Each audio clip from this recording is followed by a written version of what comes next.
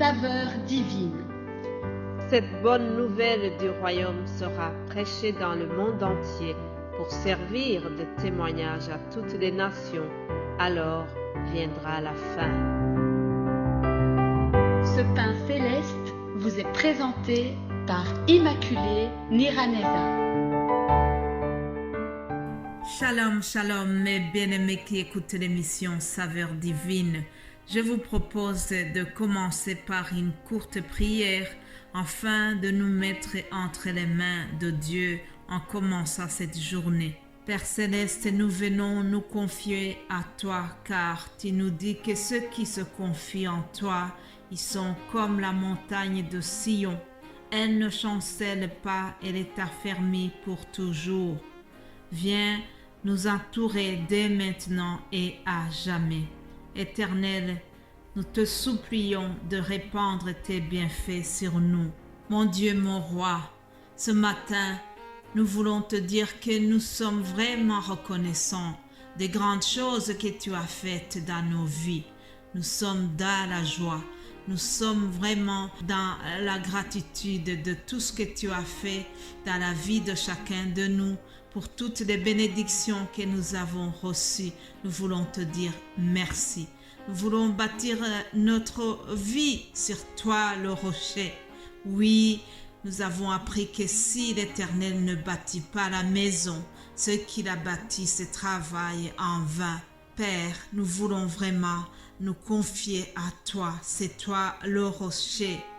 Heureux tout homme qui craint l'Éternel et qui marche dans ses voies. Seigneur, nous te louons parce que tu nous as écoutés et parce que tu es vraiment un Dieu d'amour. Sois béni au nom de Jésus-Christ. Amen, amen. Mes bien-aimés de Dieu, nous allons continuer l'enseignement que j'ai introduit hier. Nous sommes en train de voir la recommandation que Jésus-Christ a laissée à ses disciples en leur disant « Allez, faites de toutes les nations des disciples, les baptisant au nom du Père, du Fils et du Saint-Esprit et enseignez-leur à observer tout ce que je vous ai prescrit. Et voici, je suis avec vous tous les jours jusqu'à la fin du monde. » C'est les paroles de Jésus-Christ dans Matthieu 28, 19 à 20. Aujourd'hui, je vais faire un message qui va nous servir encore comme une introduction. Je vous rappelle que pendant son ministère public, Jésus-Christ a passé plus de 3 ans à démontrer le royaume de Dieu sur terre. La puissance de Dieu a été vraiment manifestée au travers ses actes. Il a enseigné les 12 hommes qu'il avait choisis. Il leur a donné beaucoup de preuves, montrant qu'il était le Fils de Dieu, le Messie promis. Alléluia. Jésus-Christ prêchait aux foules, mais ensuite il prenait les disciples à part pour leur expliquer certaines choses. Il les prenait donc en privé et parfois quand ils n'avaient pas compris le sens des paraboles et des miracles, Jésus se mettait à expliquer à nouveau. Mais tout au long de son long séjour, Jésus a toujours rappelé à ses disciples qu'il sera mis à mort et qu'il sera ressuscité, puis qu'il retournera auprès du Père Céleste. En tout cas, il n'a pas caché cette vérité.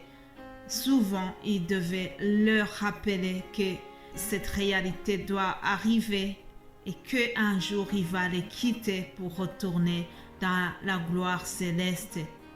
Même s'ils ne comprenaient pas cette promesse, Jésus leur a fait une grande promesse avant de partir. C'était vraiment quelque chose qui les a étonnés, mais Jésus leur a dit dans Évangile selon Jean 14, 12, il a donc dit ceci: en vérité, je vous le dis, celui qui croit en moi fera aussi les œuvres que je fais, et il en fera de plus grandes, parce que je m'en vais au Père, et tout ce que vous demanderez en mon nom, Je le ferai afin que le Père soit glorifié dans le Fils.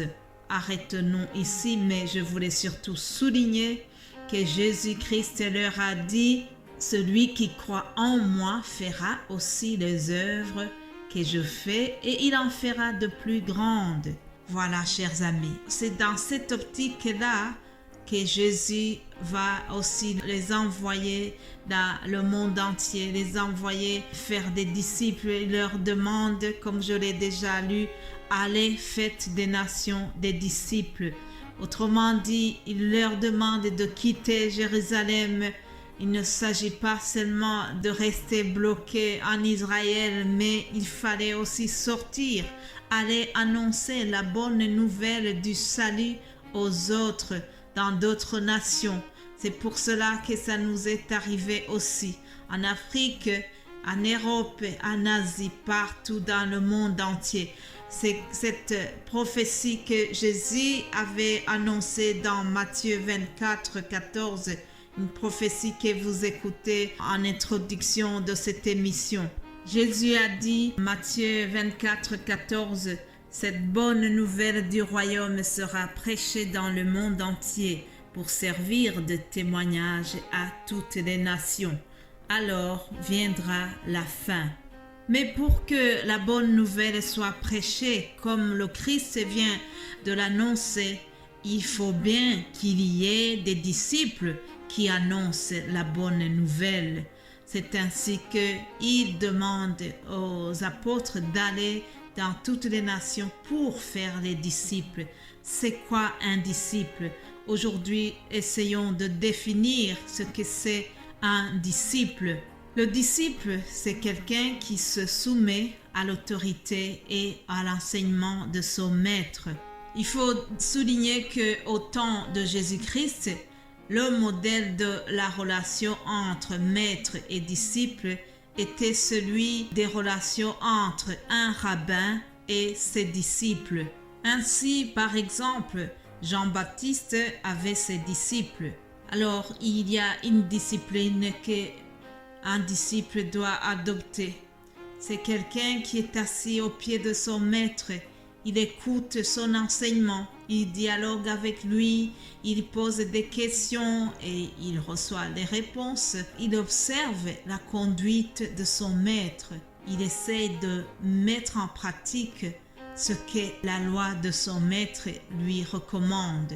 Un disciple doit enregistrer dans sa mémoire par de nombreuses répétitions ce que disait le maître. Après avoir terminé ses études, le disciple était donc ordonné par l'imposition des mains. Et à partir de ce moment, il avait le droit d'être appelé rabbin et avait le devoir de transmettre à d'autres gens l'enseignement qu'il a reçu de son maître. Jésus lui-même a enseigné ses disciples selon le style des rabbins de son temps. Ses disciples comprenaient ce qu'il voulait dire lorsqu'il leur a demandé d'aller faire les disciples.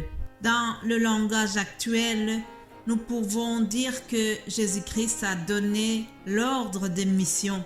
Il a donné l'ordre de mission à ses disciples. Et cet ordre de mission qu'il a donné est basé sur l'autorité de son Père. Oui, Jésus n'a pas fait selon sa volonté, mais il devait toujours s'appuyer sur la volonté de celui qui l'a envoyé. À plusieurs reprises, il a dit qu'il fait la volonté du Père qui l'a envoyé. C'est ainsi qu'un jour, les disciples ont proposé à Jésus-Christ de manger, puis il a refusé ce qu'on lui proposait, leur montra qu'il n'avait pas faim. Ils étaient étonnés de voir qu'il ne voulait pas manger. Ils se demandaient où est-ce qu'il avait trouvé de la nourriture. Puis Jésus leur a répondu, « Ma nourriture est de faire la volonté de celui qui m'a envoyé. » Notre introduction se termine ici pour aujourd'hui et demain je vais commencer cette réflexion. Passez une excellente journée. Que Dieu vous bénisse abondamment. Amen.